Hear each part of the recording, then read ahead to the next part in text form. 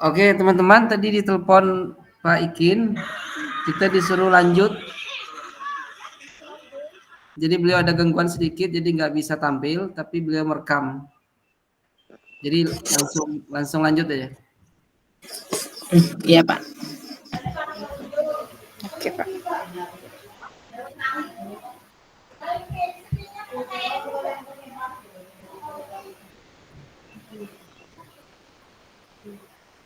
Oke, silakan Pak Hafid. Pak Hafid, gimana kasus kita nih? 12.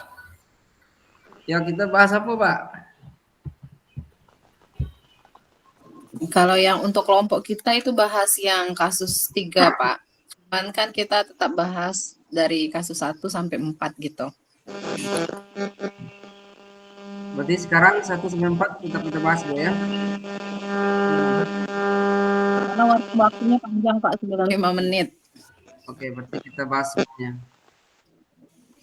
Ya. Berarti Bisa kita tampilin mulai ini enggak, Bapak? Enggak ya? Tampilin kasusnya. kasusnya. Gimana caranya ya? Bu Sandra, ada kasusnya? Saya tampilkan enggak? Nggak ada, Pak. Atau saya baca dulu ya? Dikirimnya 12. Iya, Pak, kirim ke grup aja boleh, Pak. Kirim ke Ya, grup. biar dibaca. Tunggu saya cek. Bentar, Bu, ya. Saya copy dulu. Kasus 1.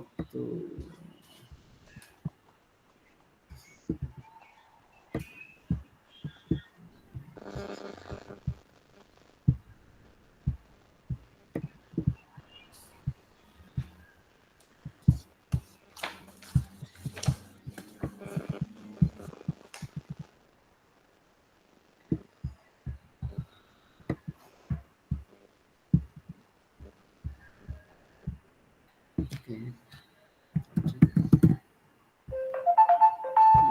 Bentar ya.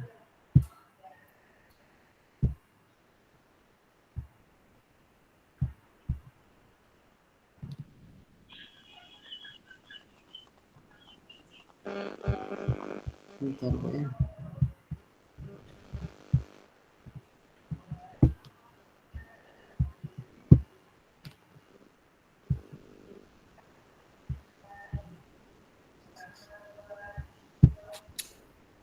Bentar, Bu, ya. Ini lagi di copy. Oke.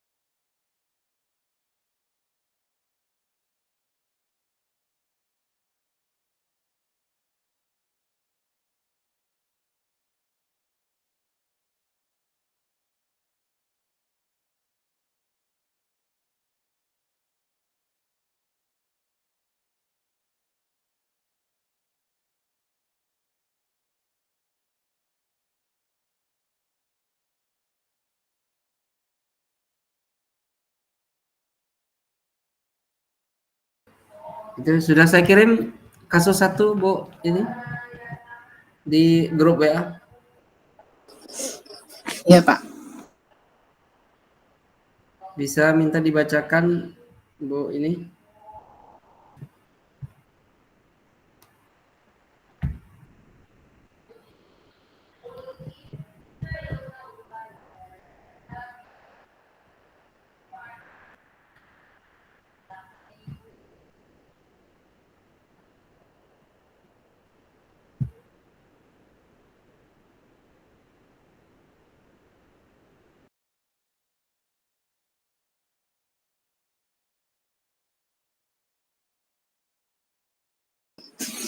Oke, baiklah Pak ya, coba saya baca ya.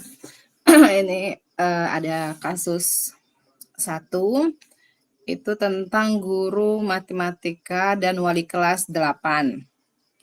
Ibu Santi sakit sehingga tidak dapat masuk dan mengajar.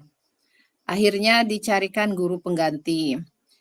Ibu Eni baru 2 tahun menjadi guru SMP.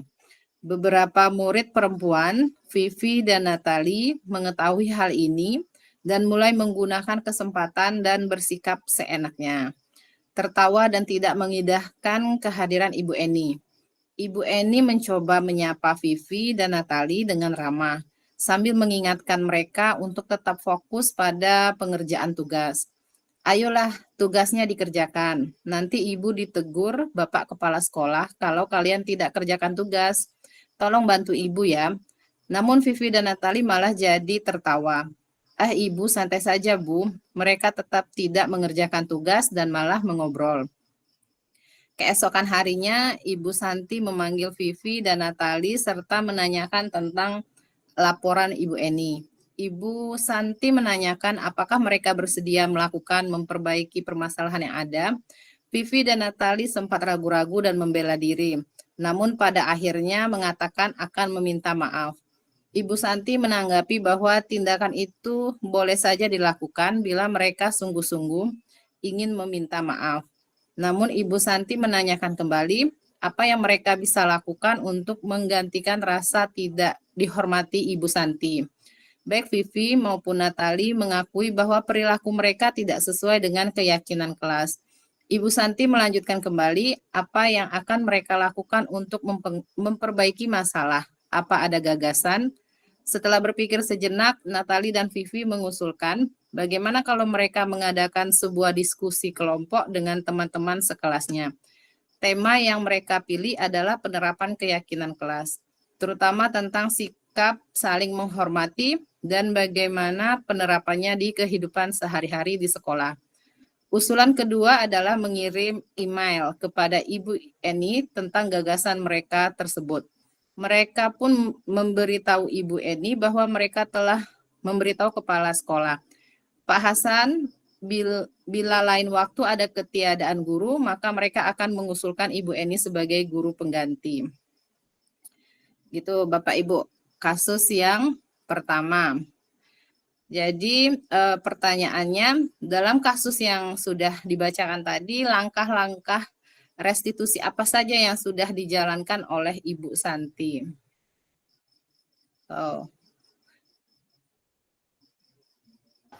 Jadi Ibu Santi ini adalah guru matematika.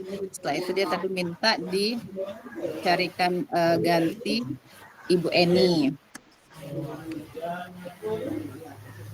Jadi kira-kira dalam kasus tadi langkah-langkah restitusi apa saja yang sudah dijalankan oleh Ibu Santi? Jadi kalau kita lihat sama-sama di kasus 1 ini, menurut saya sih ada 3 langkah-langkah restitusi yang sudah dijalankan oleh Ibu Santi ya, yaitu dengan menggunakan segitiga restitusi.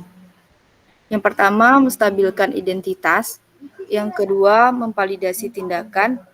Itu yang ketiga, itu menanyakan keyakinan.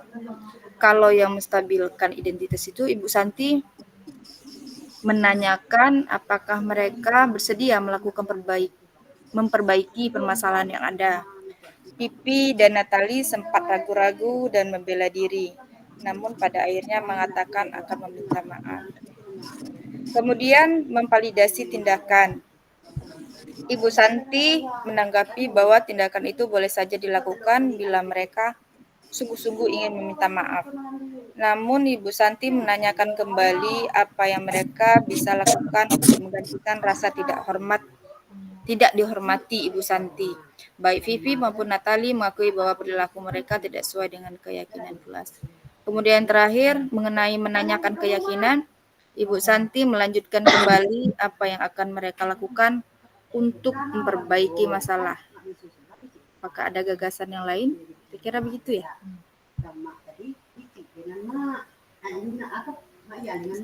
Boleh bantu jawab Bu Resti? Iya Pak, silahkan Pak Las. Mungkin hampir sama dengan jawaban Bu Sandra tadi. Mungkin menambahkan, jadi terkait dengan langkah-langkah restitusi yang dilakukan oleh Ibu Santi, kalau menurut saya itu yang pertama beliau melakukan validasi tindakan yang salah, istilahnya ya, validasi tindakan yang salah. Dari mana taunya? Ketika Ibu Santi itu mulai memberikan validasi terhadap tindakan yang salah dengan bertanya kepada dua siswi tadi ya, Pipi dan Natali. Iya.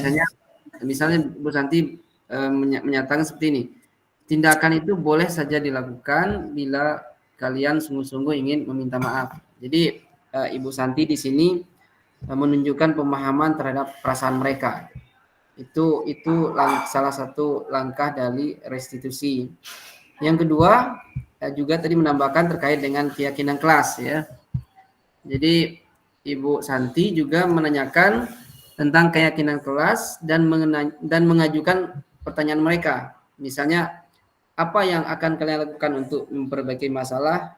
Apa ada gagasan dan lain sebagainya. Itu contoh tentang pertanyaan tentang keyakinan kelas. Dan ketiga, Ibu Santi itu menawarkan solusi gitu. Jadi penawaran solusi. Jadi Ibu Santi menawarkan solusi dengan usulan untuk mengadakan diskusi kelompok tentang penerapan keyakinan kelas, dalam hal ini tentang sikap saling menghormati.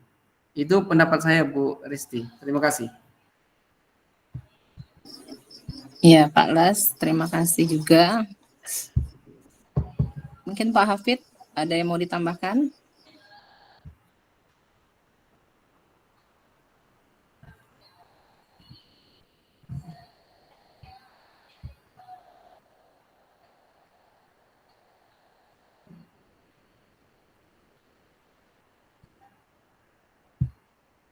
Oke, baik. Kayaknya kita sepakat ya atas yang disampaikan Ibu Las, Pak Las dan Bu Sandra tadi.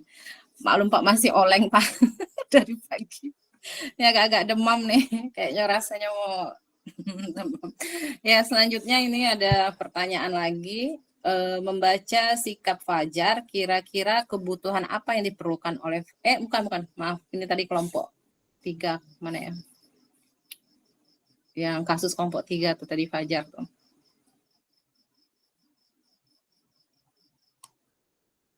Jadi ada lagi, menurut Anda restitusi yang diusulkan Vivi dan Natali sudah sesuai dengan pelanggaran yang telah dibuat?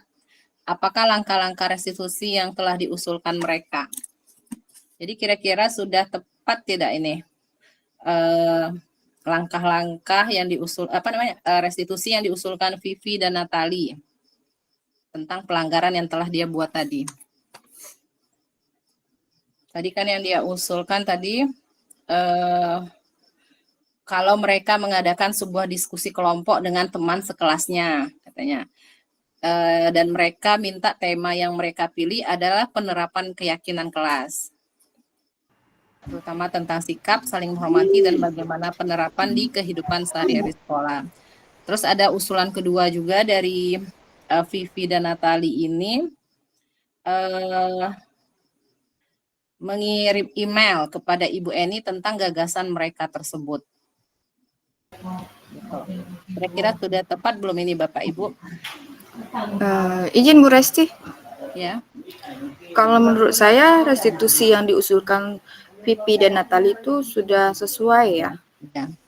kalau menurut Karena saya. dia, Karena mereka mengusulkan bagaimana kalau mereka mengadakan sebuah diskusi kelompok dengan teman-teman sekelasnya. Kemudian tema yang mereka pilih adalah penerapan keyakinan kelas. keyakinan, ya. Ya, terima kasih Bu Sandra. Mungkin pendapatnya juga sama dengan saya ya. Kayaknya dia sudah cukup tepat ya. Yang diusulkan Vivi dan Natali tadi. Terus juga ada usulan kedua juga mungkin boleh ya dia mengirimkan email kepada Ibu siapa ya? Ini. Ya, Ibu Bu Eni ya tentang gagasan yang mereka buat tadi Ya. yang pertama tadi kan. Ya, gimana Pak Las? Kira-kira sudah Hampir sama pendapat dengan yang lain. Jadi usul dari dua siswi tersebut, Pipi Natali, itu menurut pendapat saya sudah sesuai dengan pelanggaran yang mereka lakukan, dan mereka mencoba untuk yang pertama itu mengusulkan untuk diskusi kelompok, dan ini langkah positif ya. Untuk memahami dan juga menerapkan nilai-nilai yang seharusnya diterapkan di sekolah. Di samping itu mereka juga mengirim email ke Ibu Eni ya.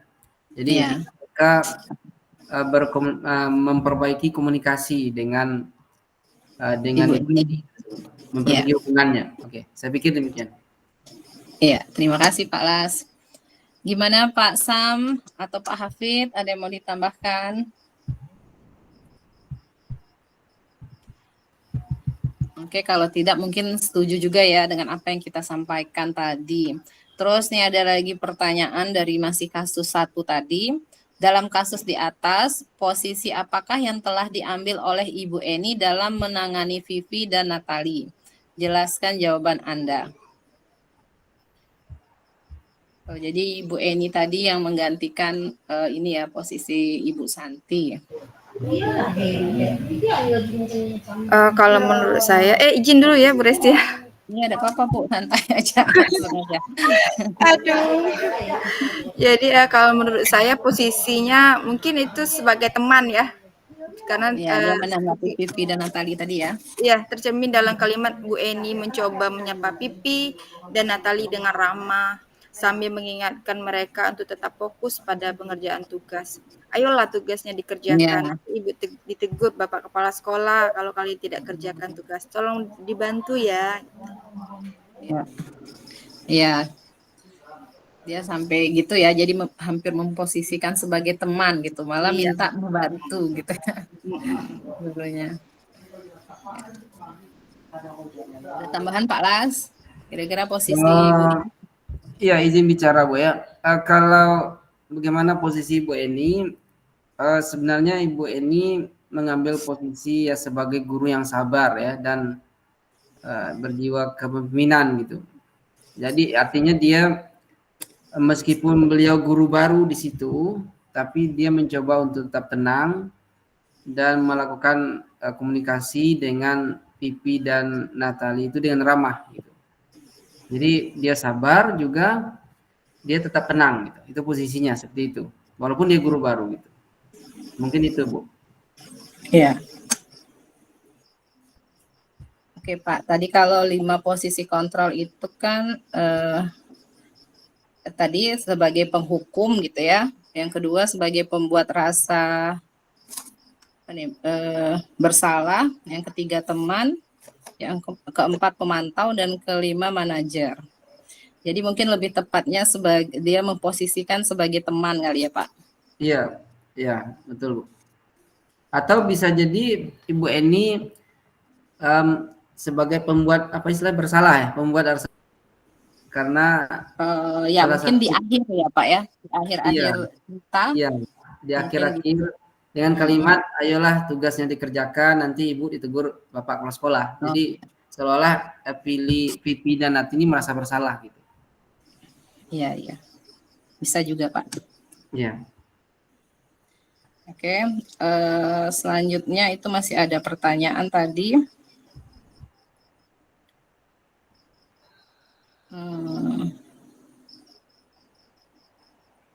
Nih ya, yang terakhir dari kasus 1, jika Anda adalah Pak Hasan, bagaimana Anda menyikapi langkah yang ditempuh Ibu Santi?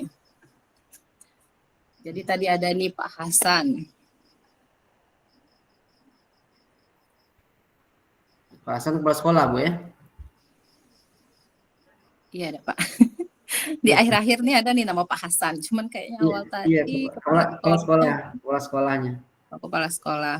Oke. Iya. Jadi Pak Hasan, mereka memberitahu Ibu Eni bahwa mereka telah memberitahu, oh ya, kepala sekolah Pak Hasan, bila lain waktu ada ketiadaan guru, maka mereka akan mengusulkan Ibu Eni sebagai guru pengganti.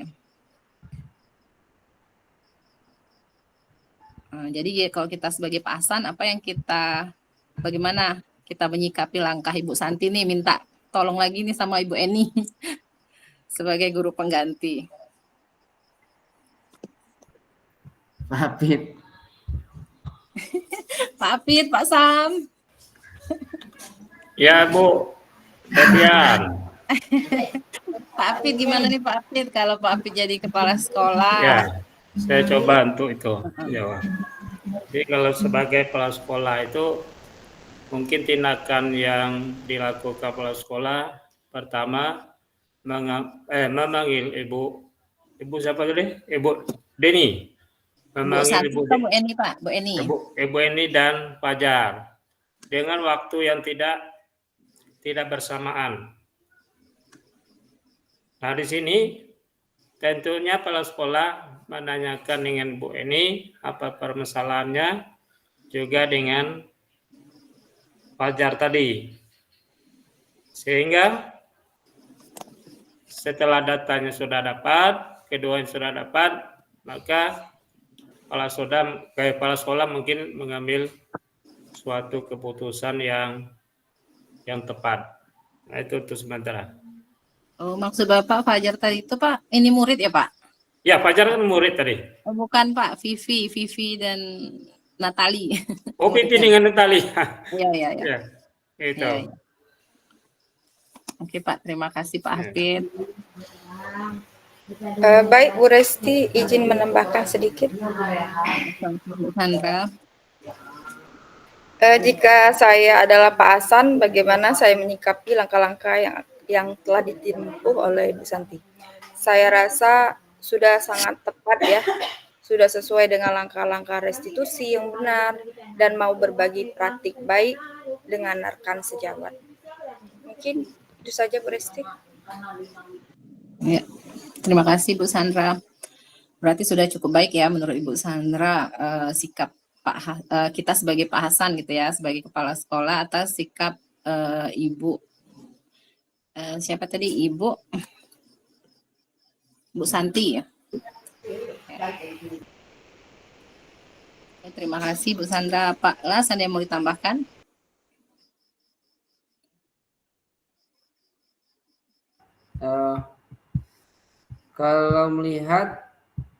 Kalau misalnya kita menjadi Pak Hasan, tentu kita akan mendukung langkah-langkah yang telah diambil oleh Ibu Santi dan Ibu Eni gitu. Jadi mendukung. Ya, saya rasa juga begitu ya. Kalau kita sebagai Pak Hasan setelah melihat prosedur yang sudah dilakukan ya, sesuai dengan restitusi juga, jadi kita kayaknya lebih mendukung gitu apa yang dilakukan Ibu Santi dan Ibu Eni.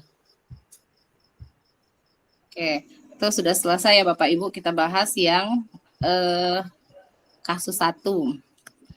Ini coba kita lihat lagi kasus 2. Bu Sandra mau baca? Boleh. Oke, kasus 2. Sabrina hari itu bangun terlambat dan terburu-buru sampai di sekolah. Dia pun akhirnya sampai di gerbang sekolah, tapi baru menyadari kalau tidak menggunakan sepatu hitam seperti tertera di peraturan sekolah. Di depan pintu kelas, Bapak Lukman memperhatikan sepatu Sabrina yang berwarna coklat. Sabrina berusaha menjelaskan bahwa dia terburu-buru dan salah mengenakan sepatu. Pak Lukman menanyakan Sabrina apa peraturan sekolah tentang seragam warna sepatu. Sabrina menjawab, sudah mengetahui sepatu harus berwarna hitam, namun terburu-buru dan salah mengenakan sepatu. Selain tidak mungkin kembali pulang karena rumahnya jauh sekali, Pak Lukman tetap bersikeras pada peraturan yang berlaku dan mengatakan, ya sudah, kamu sudah melanggar peraturan sekolah. Kamu salah, sudah terlambat. Salah pula warna sepatunya. Segera buka sepatumu kalau tidak bisa mengenakan warna sepatu sesuai peraturan. Sabrina meminta maaf dan memohon kembali kepada Pak Lukman agar tetap dapat mengenakan sepatunya dan berjanji tidak akan mengulang kesalahannya. Namun Pak Lukman tidak mau tahu. Tidak, kamu telah melanggar peraturan sekolah. Kalau tidak sanggup, ambil sepatu di rumah atau diantarkan sepatu ke sekolah. Ya sudah, kamu tidak bersepatu saja seharian di sekolah. Sekarang copot sepatumu dan silakan belajar tanpa sepatu seharian. Sabrina pun dengan berat hati mencopot sepatunya dan memberikannya kepada Pak Lukman. Baik, dalam kasus dua ini, sikap posisi apakah yang diambil oleh Bapak Lukman? Begitu?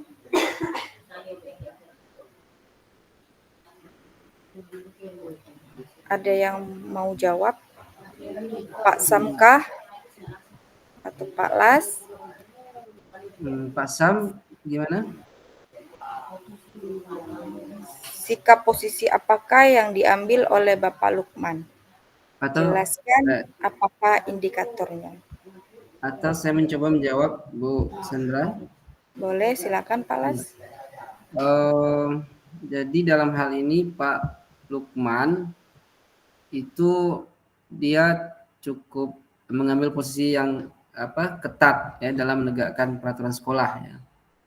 Yang pertama ketegasan terhadap aturan gitu. Jadi Pak Lukman konsisten dengan peraturan bahwa sepatu harus berwarna hitam gitu, sesuai dengan seragam sekolah. Itu sikap beliau.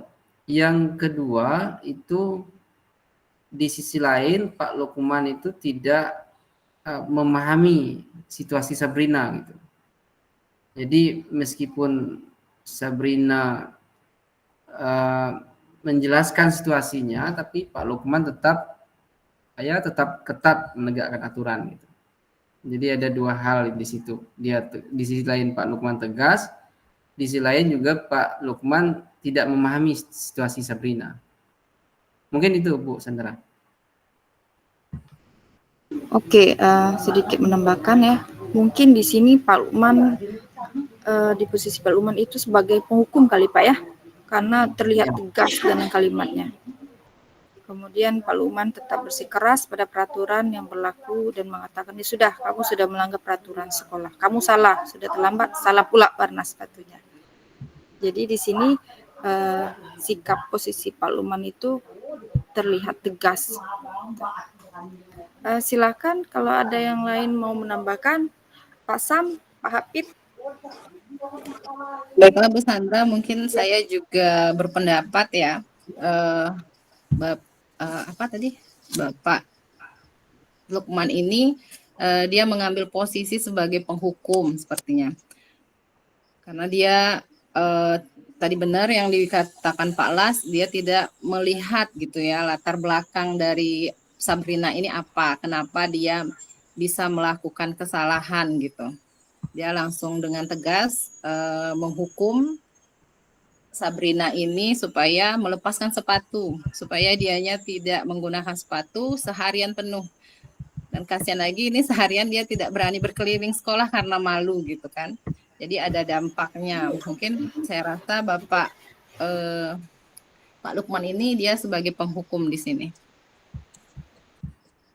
Gitu Bu Sandra. Iya. Silakan kalau ada yang mau menambahkan lagi, Pak Sam atau Pak Hafid.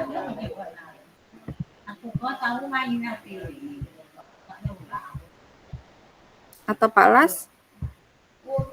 Kalau memang tidak, kita lanjutkan dengan pertanyaan yang kedua kali ya. Iya Bu, boleh kita lanjutkan aja. Boleh kita lanjutkan.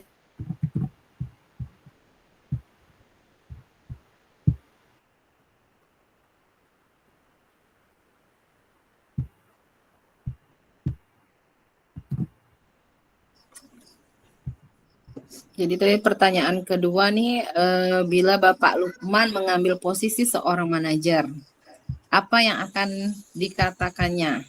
Pertanyaan-pertanyaan seperti apa yang akan diajukan ke Sabrina? Gitu. Jelaskan. Kalau dia memposisikan sebagai manajer gitu, Bapak Ibu. Pertanyaannya seperti itu.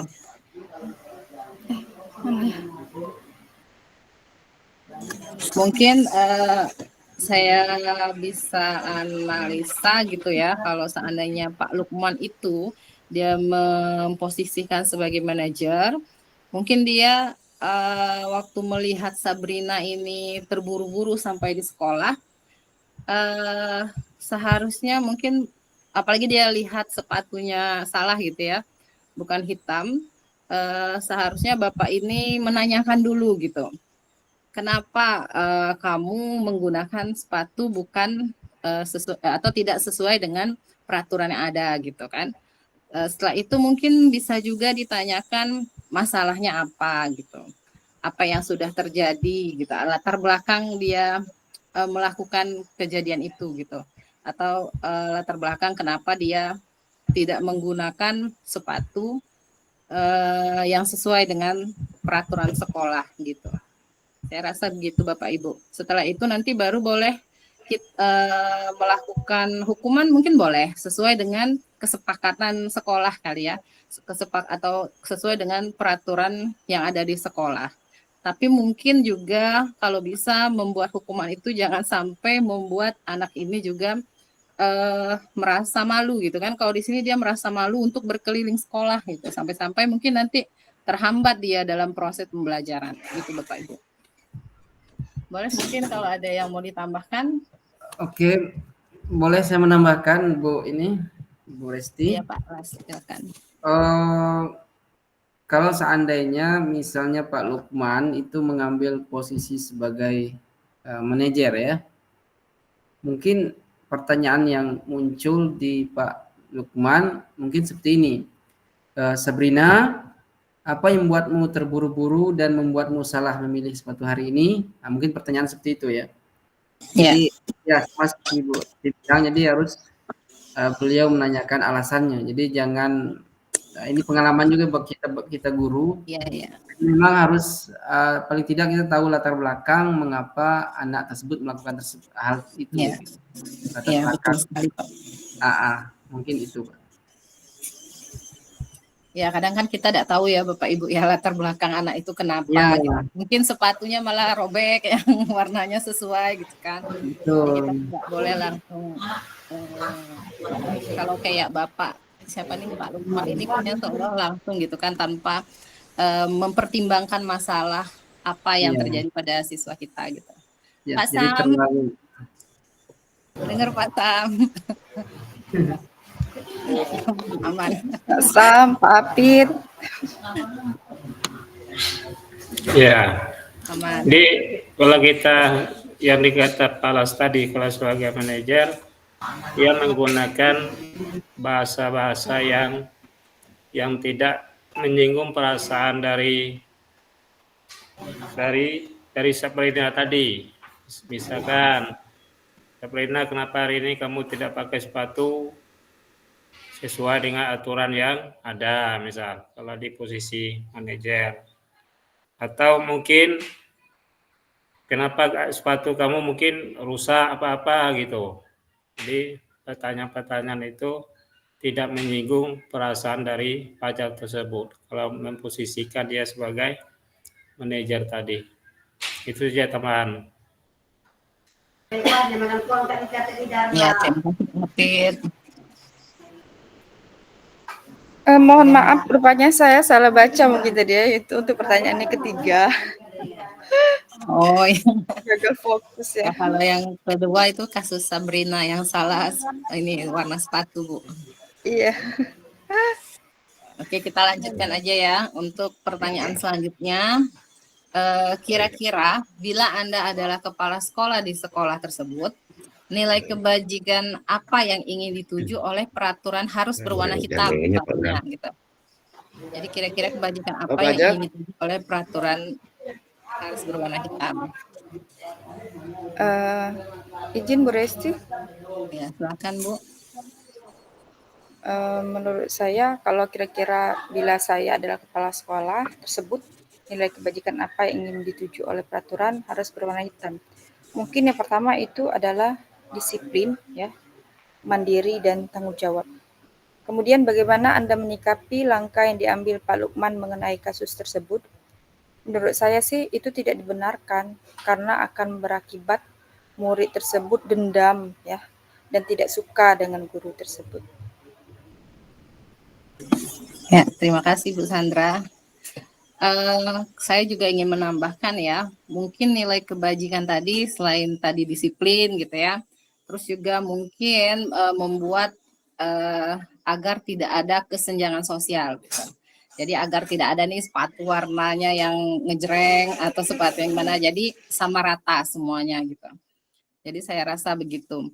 Terus kalau bagaimana Anda menyikapi langkah yang diambil Pak Lukman mengenai kasus tersebut? Ya mungkin kita, kalau saya ya mungkin kurang setuju dengan langkah yang diambil oleh Pak Lukman tersebut. Jadi juga tadi benar mungkin yang sampaikan Bu Sandra, sepertinya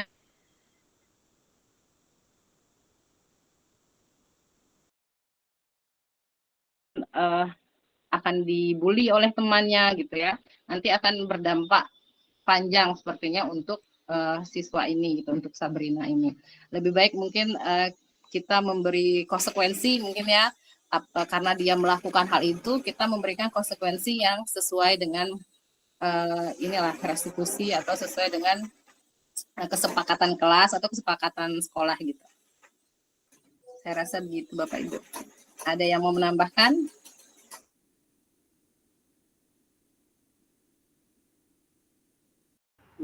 Boleh menambahkan Bu Resti. Ya, silakan Pak.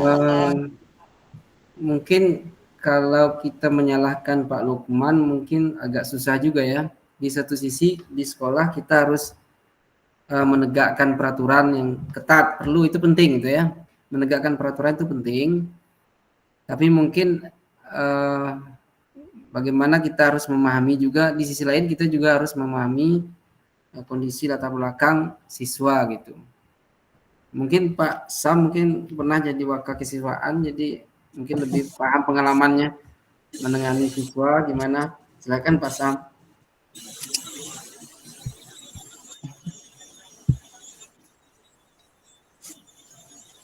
Oh, mic-nya mati kayaknya Pak ya, gangguan. Jadi kalau saya tadi sebutkan tadi Pak Las bukannya menyalahkan ya Pak, bukan menyalahkan apa yang dilakukan Pak Lukman, cuman saya rasa belum tepat gitu. Apa yang dia lakukan gitu. Untuk menegakkannya mungkin bagus, untuk menegakkan peraturan, tapi mungkin atau hukumannya itu perlu dipertimbangkan lagi gitu Pak. Gimana Pak Sam? Tidak bisa ini Pak ya, mikrofonnya. Atau Pak Apit ada pengalaman di SMA 4 Mandi Angin, gimana penerapan ini? Kita ingin tahu juga nih Pak Apit, sharing Pak Apit. Penerapan. Ya kayaknya kalau masalah sepatu ini banyak yang terjadi lah Pak, Bapak Ibu. Ya. Sepatu enggak warna hitam nih. Iya, cuma sekedar nama saja. Jadi mungkin nilai kebajikan yang diambil oleh Pak sebagai kepala sekolah ya. Jadi kepala sekolah itu nilai kebajikan yang kita ambil itu adalah kesetaraan. Nah, kesetaraan ini sangat penting sekali supaya jangan timbul kecemburuan antara satu dengan yang lain. Jadi tentu untuk pengaturannya tergantung dengan sekolah kita masing-masing. Mungkin hari Senin pakai putih, hari Kamis mungkin pakai sepatu hitam. Nah, sehingga anak itu tidak bosan untuk pakai warna sepatu. Kalau satu minggu mereka pakai sepatu hitam terus, tentu mereka bosan. Jadi kesetaraan inilah yang perlu kita atur. Jangan sampai terjadi kecemburuan sosial. Itu Palas.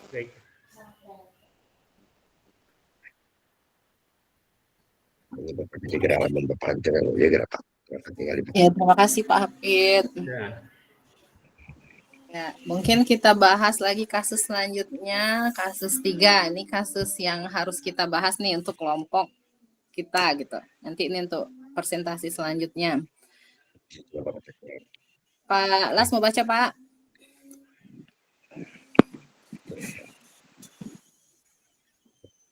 Mikrofonnya, Pak, belum diaktifkan. Ya, boleh Bu ya. Kasus 3 Bu. Iya, Pak. Ya, cukup ya. Kasus 3, Ibu Dani. Halo, Pak Las Fitri, halo. Iya Pak, ya Pak. Maaf, sebetulnya saya punya kendala tadi teh. Tapi kelompok 3 Bapak ya? Ya, kelompok 3 Iya, Pak. Pak. Kelompok 3 lancar-lancar saja? Alhamdulillah lancar Pak. Dari awal tidak ada masalah ya? Tidak ada masalah Pak. Sekarang lagi bahas Ya. kasus 3 Pak. Bagaimana diskusinya lancar? Tidak ada masalah yang berarti. Pokoknya, jadi sesuai PPT tadi, dibahas semuanya, 4 kasusnya, tapi yang dipresentasikan nanti Yang Kasus 3, Pak. Kalau kami, Pak. kalau Bapak itu kelompok 3 berarti Kasus kasus 3 ya? Kasus 3. Iya, Pak. Ya, terima kasih ya. Kalau begitu lanjut. Oke Pak. Oke. Baik, Pak. Terima kasih. Rekaman ada ya? Sudah direkam, Pak. Di kelompok 3 ada rekaman di situ? Sudah itu, Pak. Sudah. Sudah direkam. Ada. Sudah Iya. ada. Terima kasih. Masih, Pak. Kayak Pak Ikin gangguan ya atau ada kendala? Oke, saya bacakan kasus 3 Bu ya. Ya, lanjut, Pak. Ibu Dani sedang menjelaskan pelajaran bahasa Inggris di papan tulis. Namun beliau memperhatikan bahwa Fajar malah tidur-tiduran dan tampak acuh tak acuh pada pelajarannya. Fajar, coba jawab pertanyaan nomor 3. Maju ke depan dan kerjakan di papan tulis. Fajar pun tampak malas-malasan maju ke depan, dan sesampai di depan papan tulis pun Fajar hanya diam terpaku sambil memegang buku bahasa Inggrisnya dan memainkan spidol di tangannya. Ayo Fajar, makanya jangan tidur-tiduran, lain kali perhatikan. Sudah sana duduk kembali, kira-kira siapa yang bisa? Fajar pun kembali duduk di bangkunya. Hal seperti ini sudah seringkali terjadi pada Fajar. Seperti tidak memperhatikan, acuh tak acuh, dan nilai-nilainya pun tidak terlalu baik untuk pelajaran bahasa Inggris. Pada saat ditegur oleh Ibu Dani, Fajar hanya menjawab, "Tidak tahu, Bu." Ibu Dani pun menjawab lirih, "Gimana kamu Fajar? Kamu tidak kasihan sama Ibu ya? Ibu sudah capek-capek mengajarkan kamu, tidak kasihan sama Ibu." Dan Fajar pun diam membisu. Pertanyaannya, posisi kontrol apa yang diambil oleh Ibu Dani dalam pendekatannya kepada Fajar? Yang kedua, membaca sikap Fajar, kira-kira kebutuhan apa yang diperlukan oleh Fajar? Pertanyaan ketiga, bila mana Ibu Dani mengambil posisi pemantau, apa yang akan dilakukan atau dikatakan olehnya? Pertanyaan-pertanyaan seperti apa yang akan diajukan? Jelaskan. Dan pertanyaan terakhir, apabila Anda adalah kepala sekolah di sekolah Fajar dan mengetahui hal ini, bagaimana tindak lanjut Anda? Demikian kasus 3.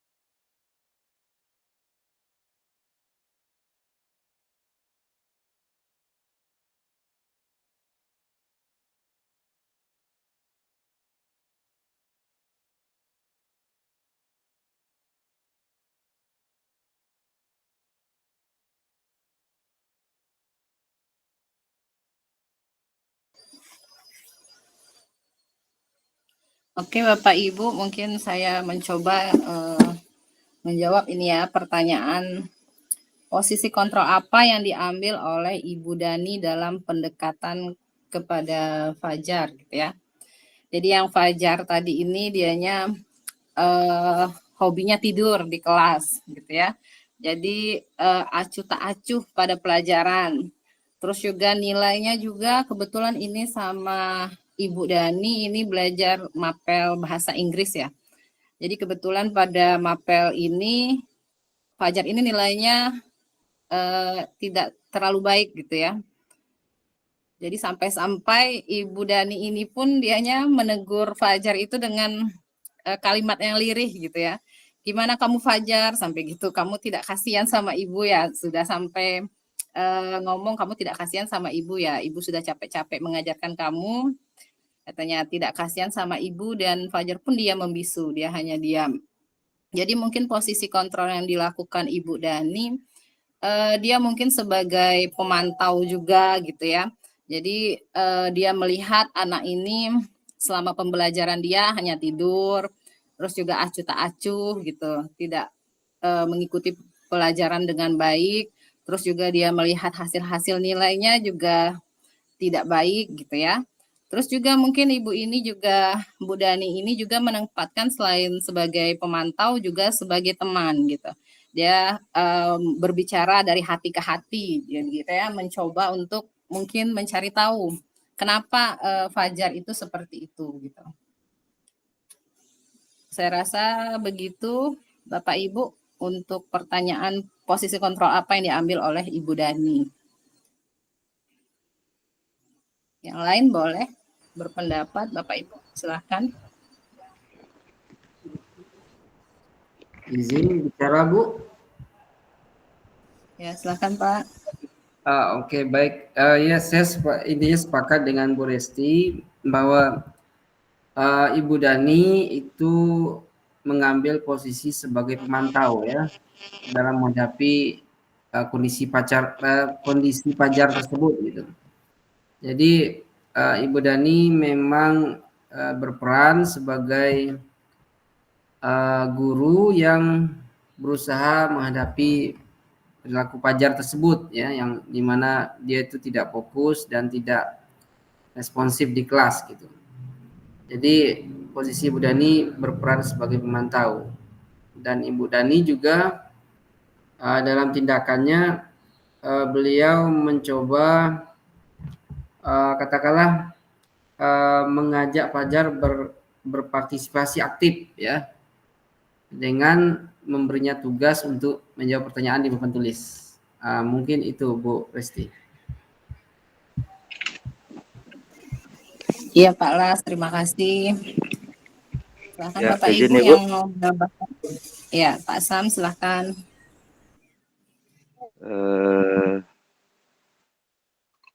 Untuk kasus Fajar ini, yang ditanyakan di situ adalah Ibu Dani itu sebagai cenderung dia mengambil posisi kontrol sebagai apa, gitu kan?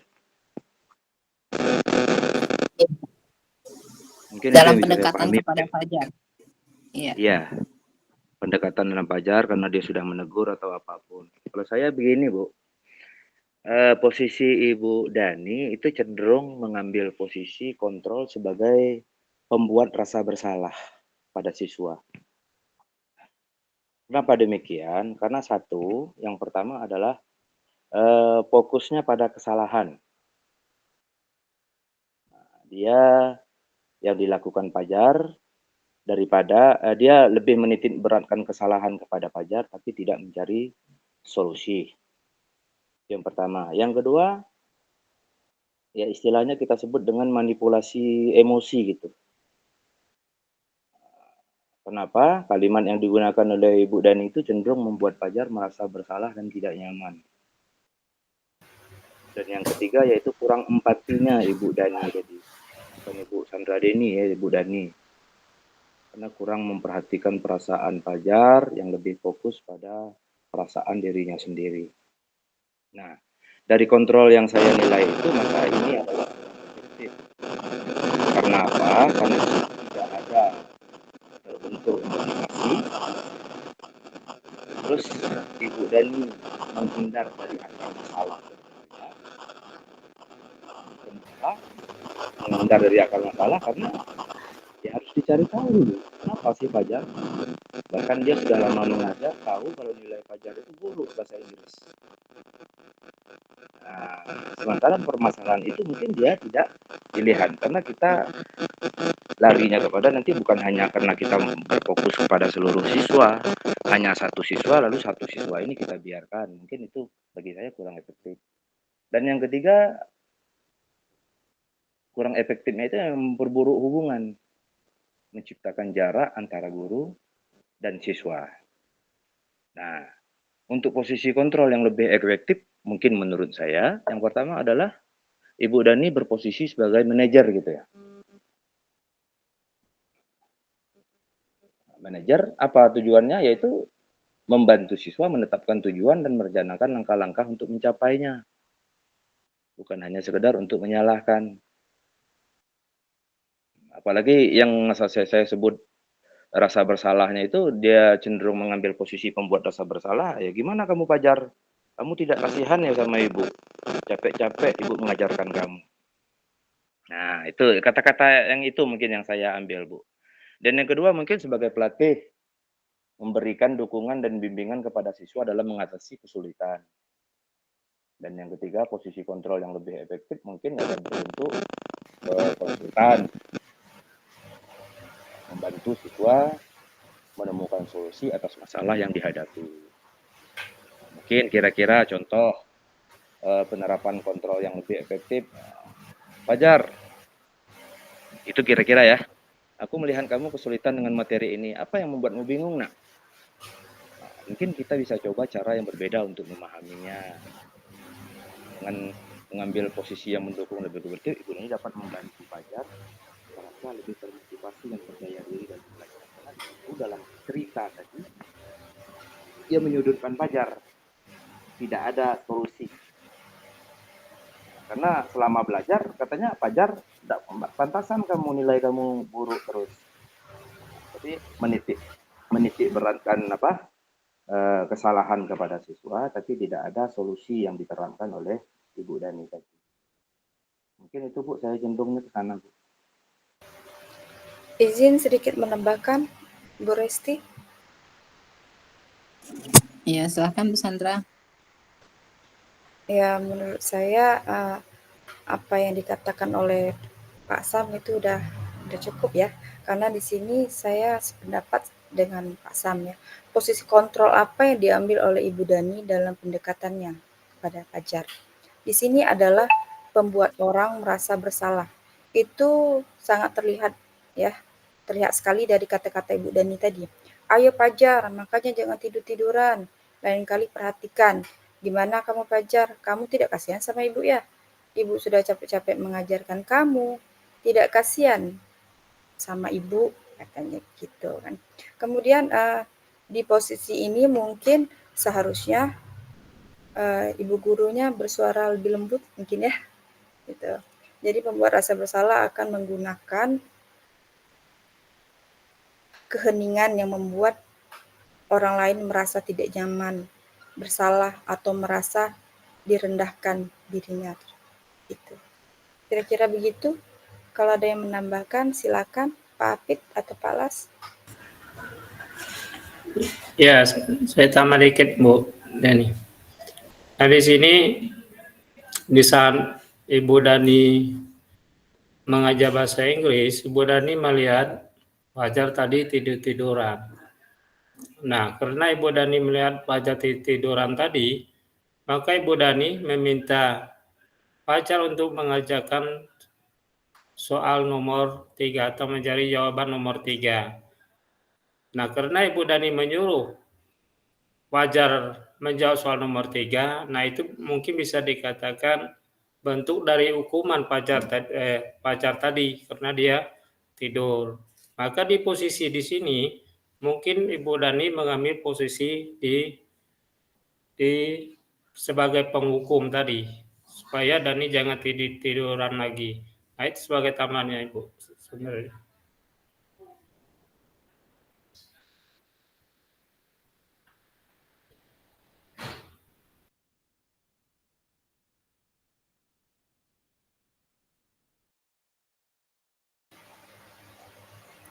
Baik, kita lanjutkan lagi ya, Bu Resti ya? Atau ada yang mau menambahkan lagi?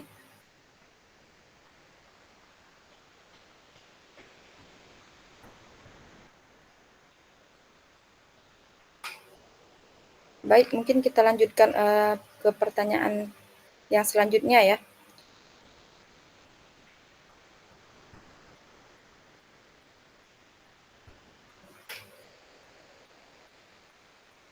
Pertanyaan yang nomor berapa nih?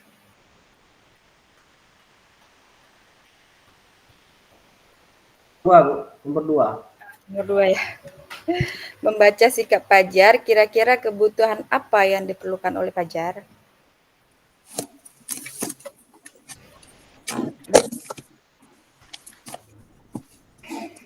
Ya, Bu Sandra. Izin. Baik. Ya, silakan Bu Resti. Ya, jadi mungkin kebutuhan dasar apa yang dibutuhkan oleh Fajar ya. Jadi yang mungkin kita ketahui kebutuhan dasar itu ada 5 ya. Jadi yang pertama kebutuhan penguasaan, terus ada kasih sayang dan rasa diterima, terus kesenangannya dan kebebasan. Jadi kalau saya rasa dari kasus 3 ini, mungkin Fajar ini dia membutuhkan kebutuhan yang kebebasan sepertinya. Gitu. Jadi dia tidak mau memperhatikan pada saat pembelajaran, terus juga pada saat disuruh mengerjakan tugas juga dia mengerjakan soal dia tidak bisa menjawab gitu. Karena dia tidur di kelas kan. Jadi kalau dilihat di kasusnya ini dia tidurnya itu bukan hanya saat itu saja, dia sudah sering gitu kan tidur di kelas. Tidur gitu dan tampak acuh tak acuh pada pelajaran. Itu Ibu Sandra kira-kira pendapat dari saya. Baik, Bu Resti, mungkin lebih cenderung cinta dan kasih sayang mungkin Bu ya. Karena itu juga bisa merupakan kebutuhan kebebasan. Baik, silakan jika ada yang lain mau menambahkan, Pak Las atau Pak Afid, atau mau kita lanjutkan ke pertanyaan berikutnya? Boleh lanjutkan, Bu. Ya, lanjutkan saja ya. Pertanyaan berikutnya yang ketiga yaitu bila mana Ibu Dani mengambil posisi pemantau, apa yang akan dilakukan atau dikatakan olehnya? Pertanyaan-pertanyaan seperti apa yang akan diajukan? Jelaskan. Baik, silakan Bapak atau Ibu yang mau menjawab. Ibu Sandra, mungkin ini yang pertanyaan pertama ini sudah terjawab ya. Jadi mungkin dia bukan sebagai pemantau. Tadi saya juga mengatakan tadi sebagai pemantau. Sepertinya bukan ya, karena ini bila mana Ibu Dani mengambil posisi pemantau gitu kan, apa yang akan dilakukan? Berarti mungkin bisa tadi yang ini kan tugas kita kan Bapak Ibu. Jadi mungkin ini bisa yang pembuat rasa bersalah tadi yang dijelaskan Pak Sam mungkin lebih tepat gitu ya.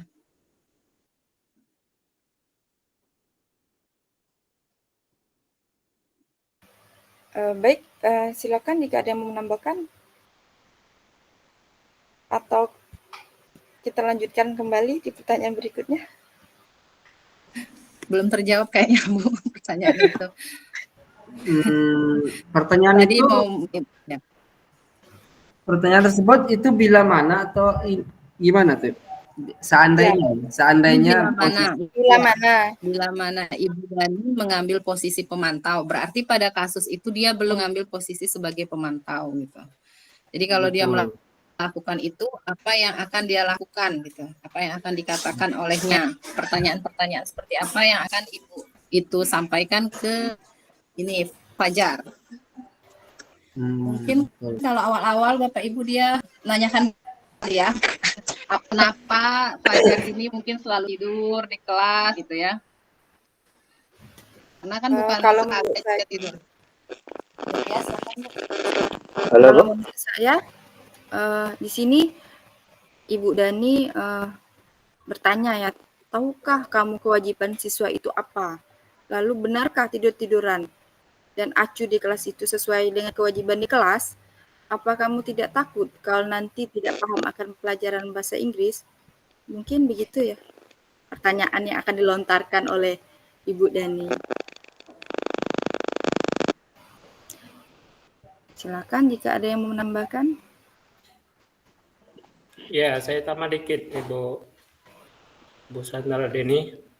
Jadi kalau saya tadi mengambil posisi penghukum, Ibu Dani mengambil posisi penghukum, maka kemungkinan pertanyaannya, Fajar, tahukah konsekuensi yang harus dilakukan apabila tidak memperhatikan saat pembelajaran? Kalau mungkin kalau posisi penghukum. Atau pertanyaannya juga, Fajar, kamu tahukah peraturan yang ada di kelas itu apa saja gitu? Itu kalau apabila di posisi penghukum mungkin sebagai pertanyaannya seperti itu mungkin.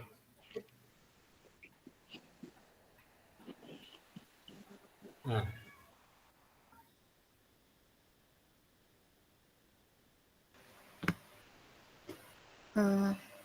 Bagaimana Pak Las? Iya, kalau Ibu Dani mengambil sebagai membuat rasa bersalah ya, mungkin pertanyaan memang seperti itu, jadi lebih ke aturan gitu. Tapi kalau sekiranya Ibu Dani itu sebagai pemantau, mungkin pertanyaannya yang keluar mungkin seperti ini, Jar, kira-kira kenapa kamu tidak fokus? Nah, kalau bahasa Lampung seperti itu kan, ngapo kamu tidak fokus? Nah, apa yang Ibu bisa bantu untuk kamu supaya kamu ngerti pelajaran Ibu? Nah, kayak itu kalau dia pemantau ya, teman-teman. Seperti itu.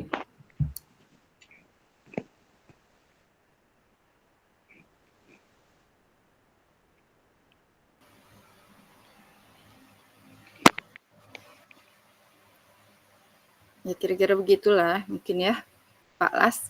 Kalau bahasa dusun gitu tuh apa sih kewajiban di kelas apa gitu tak? Betul tak kalau tidak tidur acuh-acuh di kelas tidak sesuai dengan kewajiban? Kira-kira gitulah mungkin tak ya. Karena di sini kan posisinya sebagai pemantau, Ibu Daninya sebagai pemantau.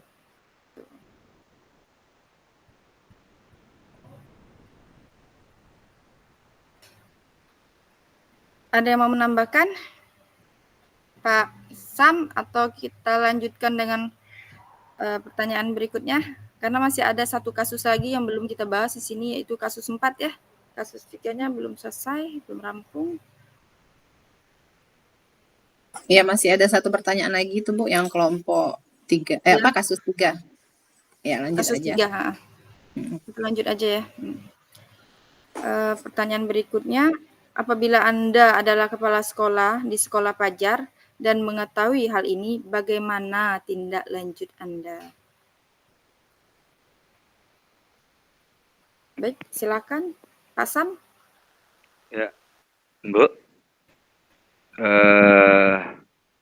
Jika, nah, ini jika ya. Kalau tadi bila mana. Kalau ini jika saya kepala sekolah dan pada sekolah Fajar, maka saya yang pertama yaitu mencari penyebab masalah. Apa yang menyebab faktor Fajar itu tidur-tiduran? Ya mungkin Bu Andresti ya bukan tidur Bu ya, tapi tidur-tiduran. Kalau tidur beda ya memang Pak, tiduran dengan tidur ya. beda. Tidur-tiduran dengan tidur itu beda Bu. Kalau tidur tuh emang Tiduran tidur, enggak nyenyak ya Pak? tidak sadar. Kalau tidur-tiduran tuh ya mungkin Leye-leye. seharus dapat Tidur mungkin ayam. kepalanya ditaruh di atas meja. Nah, mungkin yang saya cari akar masalahnya adalah penyebab masalahnya. Yang pertama, apa yang menyebabkan Fajar itu malas? Karena tidur-tiduran itu identiknya dengan malas anak. Yang kedua, apa penyebab anak tadi? Mungkin juga dia kurang minat dalam pelajaran bahasa Inggris. Dan yang ketiga mungkin identifikasi masalah, mungkin dia ada masalah pribadi atau apapun. Dan yang keempat mungkin yang akan kita bahas nanti di modul berapa tuh nggak tahu, itu ada nanti namanya apa, model belajar yang berbeda itu, diferensiasi ya.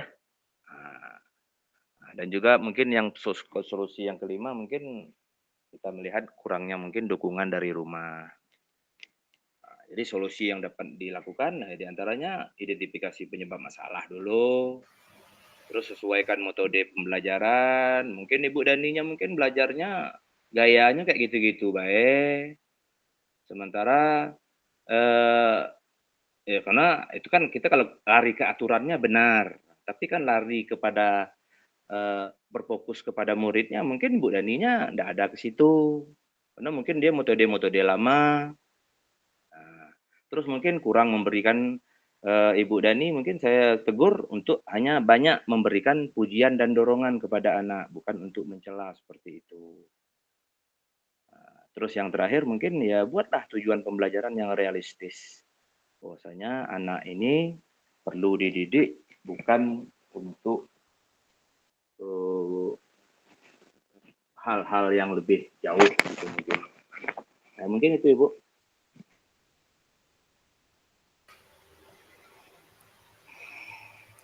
Baik Pak Sam, mungkin sedikit saya akan menambahkan ya. Apabila Anda adalah kepala sekolah di sekolah pelajar dan mengetahui hal ini, bagaimana tindak lanjut Anda? Mungkin hal yang pertama sekali akan saya lakukan yaitu mencari tahu dulu ya latar belakang dan alasan dari tindakan dari pelajar yang sering tidur-tiduran atau acuh di kelas. Kemudian saya akan melakukan tindak lanjut dengan home visit ya, mungkin datang ke rumahnya langsung agar ada perbaikan dari pelajar.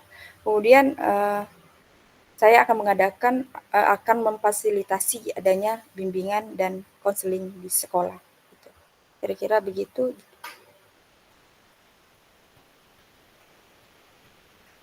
Silakan jika ada yang menambahkan, kalau tidak kita lanjut ke kasus 4 ya.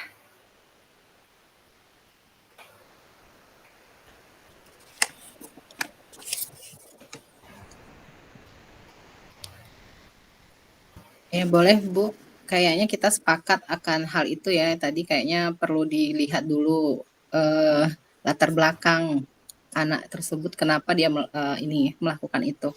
Jadi boleh kita lanjut aja ke kasus yang keempat.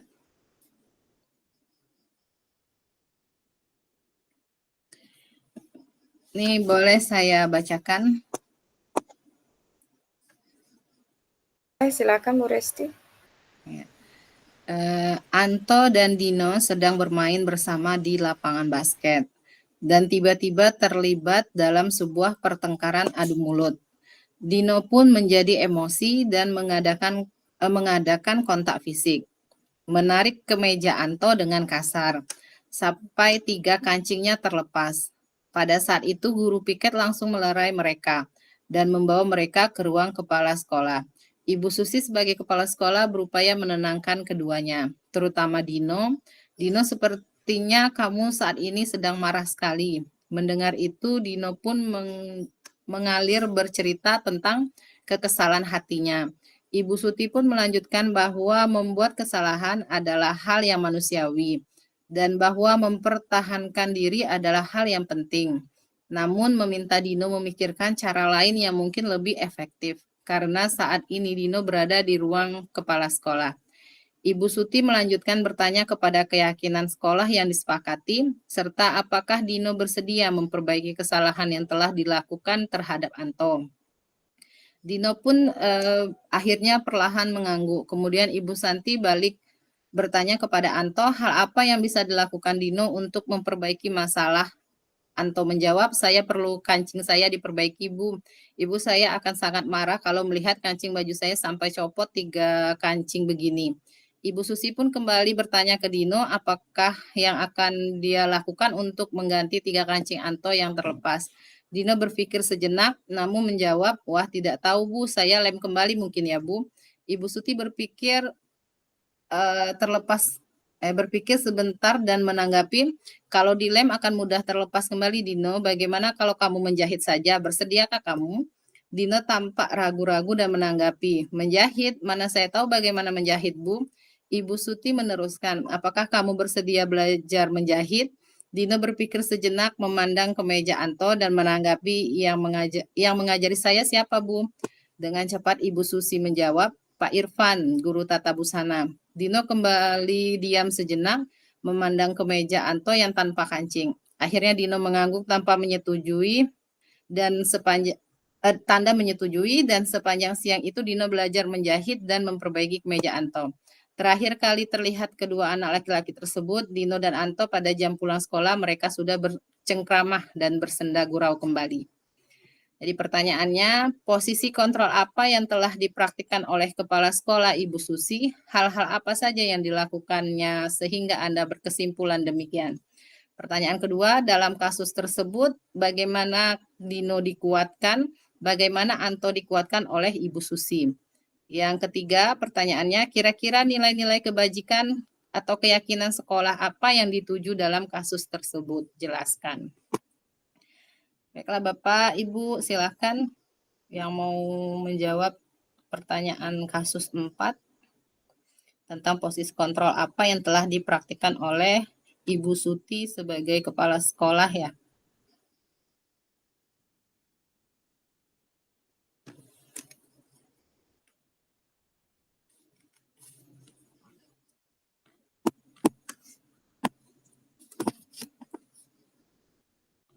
Sepertinya Ibu ini sudah memposisikan posisi kontrolnya sebagai manajer. Kalau saya rasa begitu.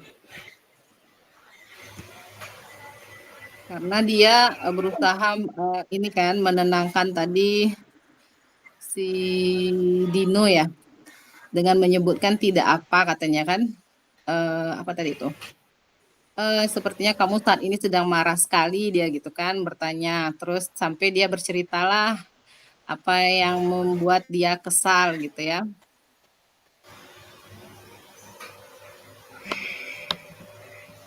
Gitu. Terus juga tadi tindak lanjutnya gitu kan dia tanyakan kepada anak yang copot tadi kancingnya, itu kira-kira apa yang dia ini gitu kan, dia bilang kancing saya mau minta diperbaiki katanya kan.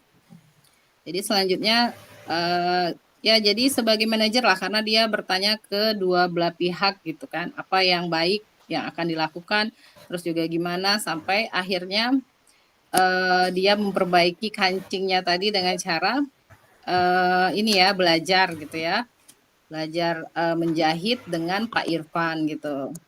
Akhirnya dia mau melakukan si Dino tadi, dan akhirnya malah setelah pulang dia sudah ini bercengkrama lagi gitu Bapak Ibu. Jadi menurut saya mungkin posisi Ibu Tuti ini memposisikan sebagai manajer gitu. Kira-kira Bapak Ibu yang lain boleh menambahkan? Yep. Saya setuju dengan Ibu Resti ya, karena di sini kita bisa lihat sama-sama ya posisi kontrol yang dilakukan oleh Bu Suti itu selaku kepala sekolah adalah manajer. Kenapa? Karena hal-hal yang dilakukan Ibu Suti ini adalah posisi di mana guru berbuat sesuatu bersama dengan murid, kemudian mempersilahkan murid untuk mempertanggungjawabkan perilakunya, kemudian mendukung murid agar dapat menemukan solusi atas segala macam permasalahannya sendiri. Gitu Bu Resti ya. Ya, terima kasih Bu Sandra. Kira-kira Bapak-Bapak ada yang mau ditambahkan atau mungkin berbeda gitu dengan pendapat saya dan Bu Sandra?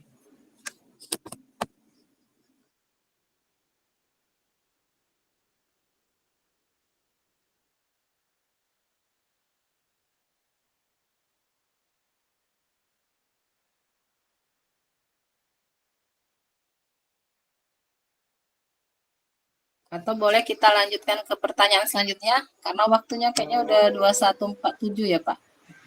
Ya, boleh Bu Resti. Ya, jadi ini ada lagi pertanyaan dalam kasus tersebut bagaimana Dino dikuatkan, bagaimana Anto dikuatkan oleh Ibu Susi.